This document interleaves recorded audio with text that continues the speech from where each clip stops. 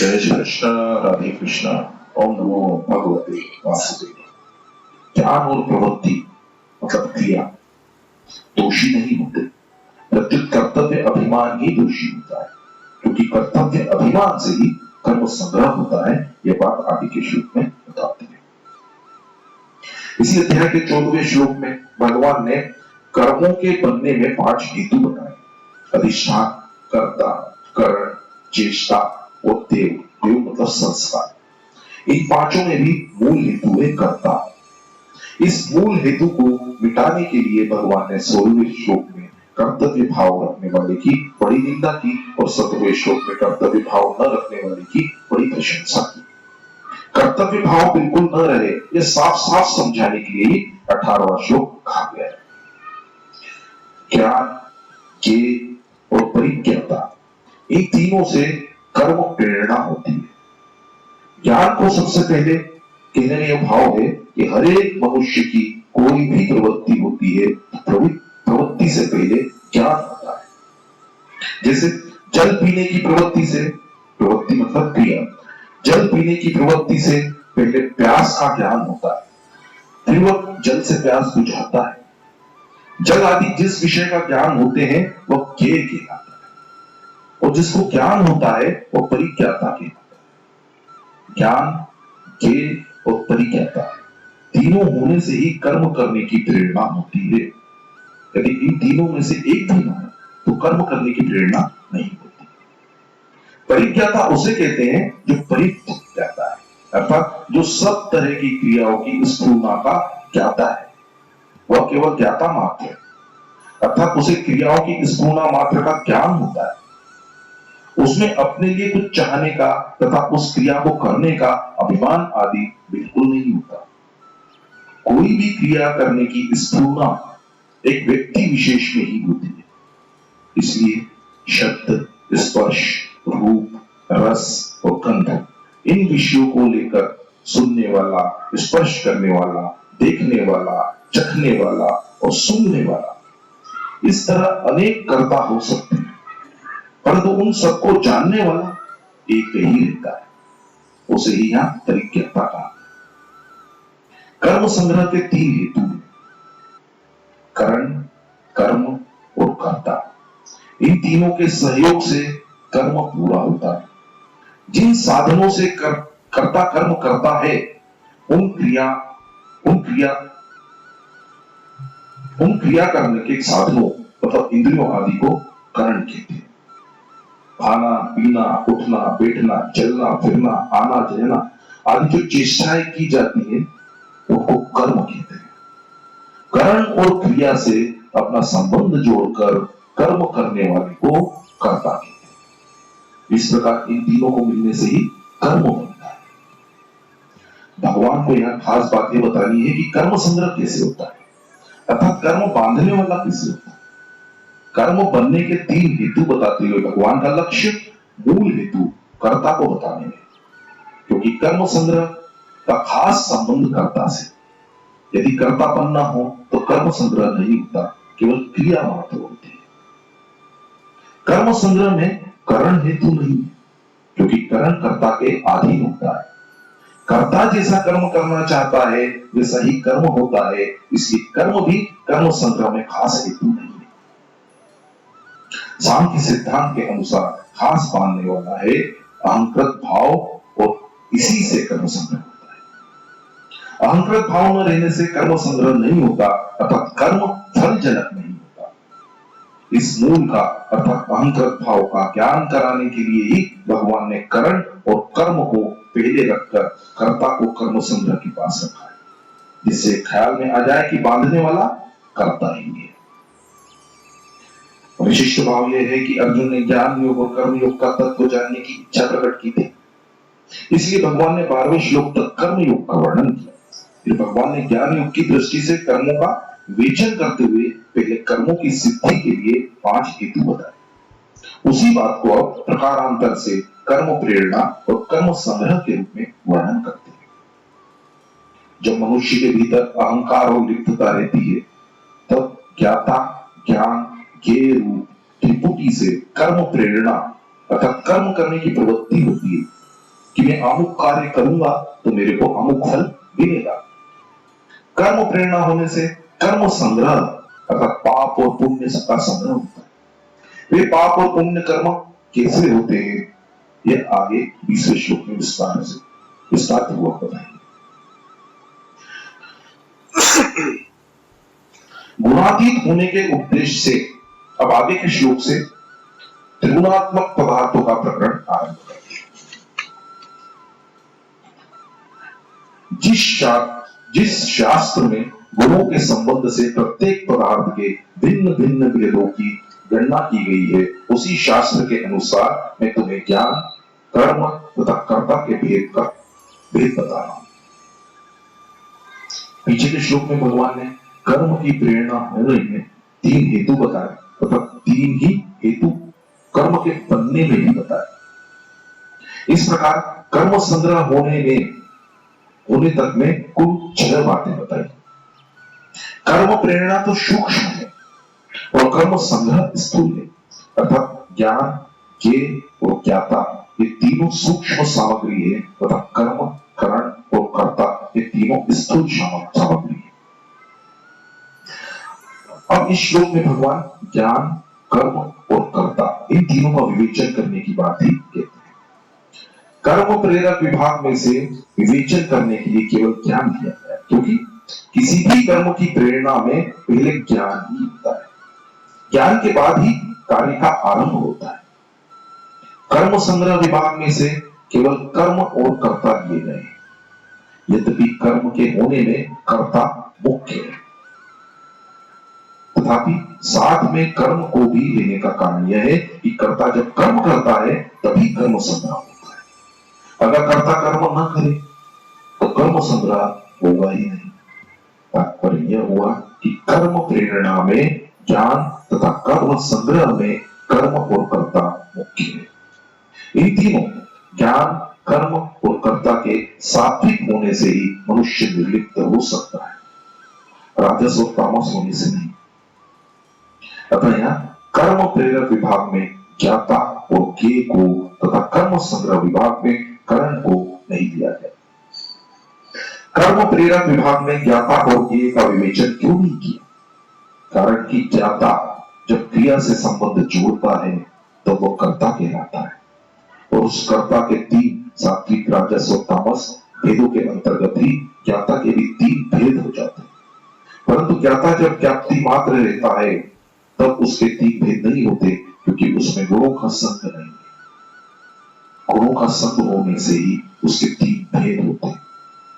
इसलिए वृत्ति ज्ञान ही सात्विक, राजस तथा तामस होते हैं।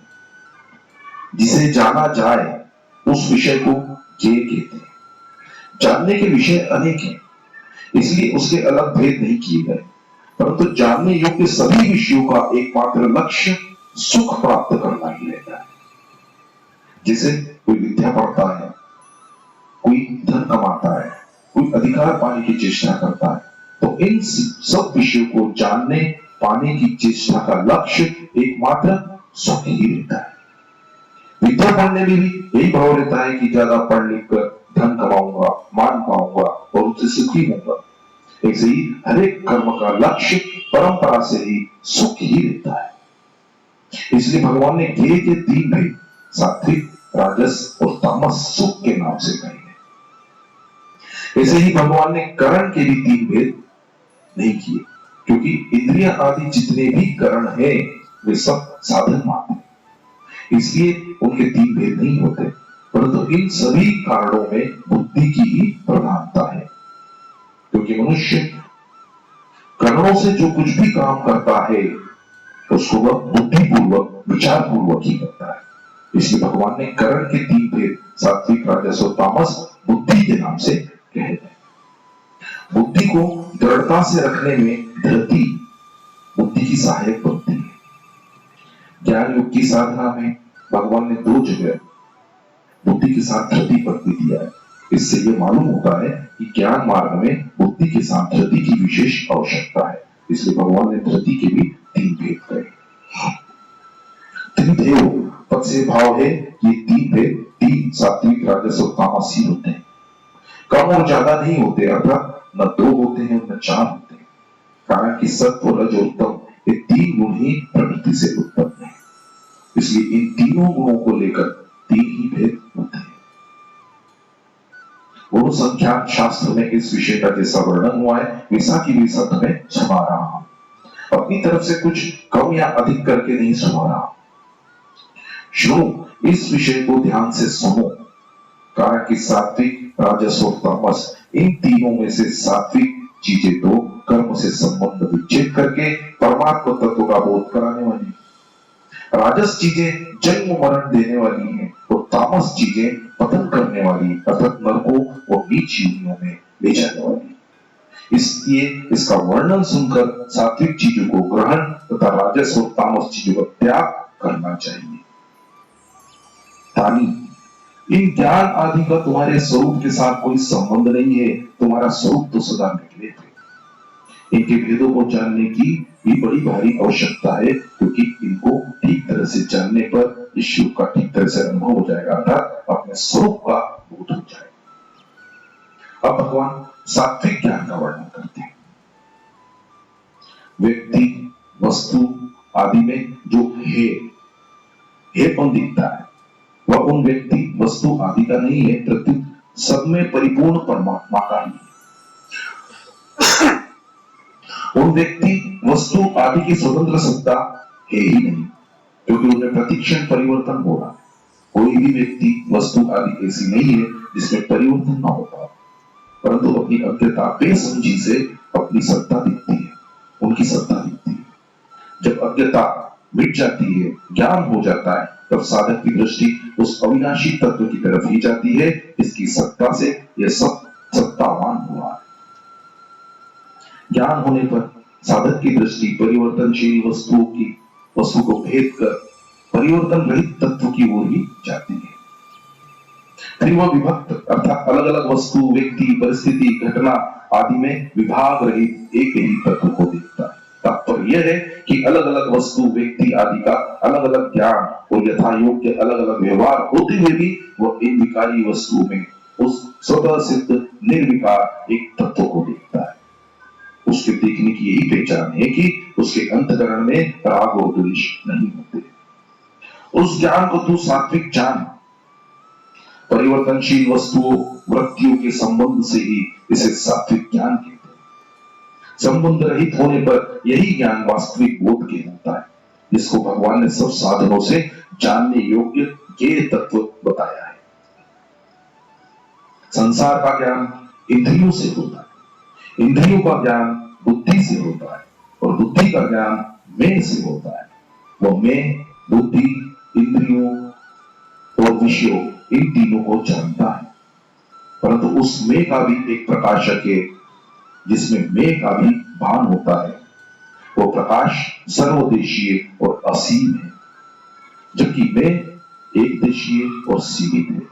उस प्रकाश में जैसे मैं का भान होता है, वैसे ही तू, यह और वह का भी भान होता है।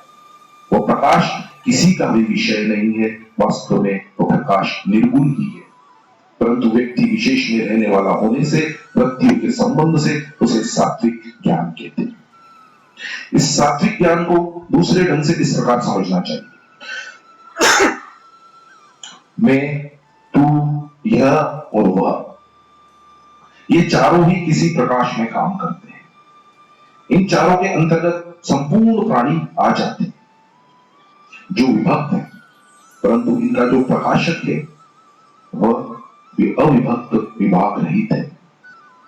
बोलने वाला मैं, उसके सामने सुनने वाला तू और पास वाला यह और दूर वाला वह कहा जाता है। अर्थात बोलने वाला अपने को मैं कहता है, सामने वाले को तू कहता है, पास वाले को यह कहता है, वो दूर वाले को वह कहता है। जो तू बना हुआ था वह मैं हो जाए तो मैं बना हुआ तू हो जाएगा, और यह और वह वही है। इसी प्रकार यह कहलाने वाला अगर मैं बन जाए तो तू कहलाने वाला यह बन जाएगा, और मैं कहलाने वाला तू बन जाएगा। वह परोक्ष में होने से अपनी जगह ही रहा, अब वह कहलाने वाला मैं बन जाएगा तो उसकी दृष्टि में मैं, तू और यह कहलाने वाले सब वह हो जाएंगे। उदाहरण के रूप में राम, श्याम, गोविंद और गोपाल, ये 4 व्यक्ति हैं। राम और श्याम एक दूसरे के सामने हैं, गोविंद उनके पास है और गोपाल उनसे दूर है। राम अपने को मैं कहता है, अपने सामने वाले श्याम को तू कहता है, पास वाले गोविंद को यह कहता है और दूर वाले गोपाल को वह कहता है। और यदि श्याम अपने को मैं कहे तो राम को वह तू कहेगा, गोविंद को यह कहेगा तथा गोपाल को वह कहेगा। इसी तरह अगर गोविंद अपने को मैं कहे तो वह श्याम को यह कहेगा और राम को तू कहेगा अथवा श्याम को तू और राम को यह कहेगा तथा दूर वाले गोपाल को वह कहेगा। अब अगर गोपाल अपने को मैं कहे तो वह राम, श्याम और गोविंद तीनों को वह कहेगा। इस प्रकार राम, श्याम, गोविंद और गोपाल, ये चारों ही एक दूसरे की दृष्टि में मैं, तू, यह और वह बन सकते हैं। इस प्रकार मैं, तू, यह और वह, ये चारों ही एक दूसरे की दृष्टि में चारों ही बन सकते हैं। इससे यह सिद्ध हुआ कि मैं, तू, यह और वह, ये सब परिवर्तनशील है तथा टिकने वाले नहीं है, वास्तविक नहीं है। अगर वास्तविक होते तो एक ही रहते। वास्तविक तो इन सब का प्रकाशक और आश्रय है, जिनके प्रकाश में मैं, तू, यह और वह का भान हो रहा है। उस प्रकाशक में मैं, तू, यह और वह, ये चारों ही नहीं है, प्रत्युत उसी में इन चारों को सत्ता मिलती है। अपनी मान्यता के कारण मैं, तू, यह और वह का तो भान होता है, पर प्रकाशक का भान नहीं होता। वो प्रकाशक सबको प्रकाशित करता है। स्वयं प्रकाश स्वरूप है और सदा ज्यों का त्यों रहता है। मैं, तू, यह और वह, यह सब विभक्त प्राणियों का स्वरूप है और जो वास्तविक प्रकाशक है वो विभाग रहित है। यही वास्तव में सात्विक ज्ञान है। विभाग वाली, परिवर्तनशील और नष्ट होने वाली जितनी वस्तुएं हैं, यह ज्ञान उन सब का प्रकाशक है और स्वयं भी निर्मल तथा विकार रहित है। इसलिए इस ज्ञान को सात्विक कहा जाता है। वास्तव में यह सात्विक ज्ञान प्रकाश की दृष्टि संबंध से प्रकाशक और विभक्त की दृष्टि से अविभक्त कहा जाता है। प्रकाश और विभक्त से रहित होने पर तो यह निर्गुण, निरपेक्ष, वास्तविक ज्ञान है। विशिष्ट भाव यह है कि जैसे साधारण मनुष्य शरीर में अपने को व्यापक मानता है, ऐसे ही साधक संसार में परमात्मा को व्यापक मानता है। जैसे शरीर और संसार एक है, ऐसे ही स्वयं और परमात्मा एक है। साधक की दृष्टि में प्राणियों की भी सत्ता रहने के कारण यह सात्विक ज्ञान विवेक कहा गया है। अगर उसकी दृष्टि में परमात्मा की सत्ता न रहे, केवल अविनाशी सत्ता ही रहे, तो यह गुणातीत तत्व ज्ञान ब्रह्म की प्राप्ति ही है। वह अविनाशी सत्ता सब जगह समान रूप से विद्यमान है। उस सत्ता के साथ हमारी स्वाभाविक एकता है। जय श्री कृष्ण, राधे कृष्ण। ओम नमो भगवते वासुदेवाय।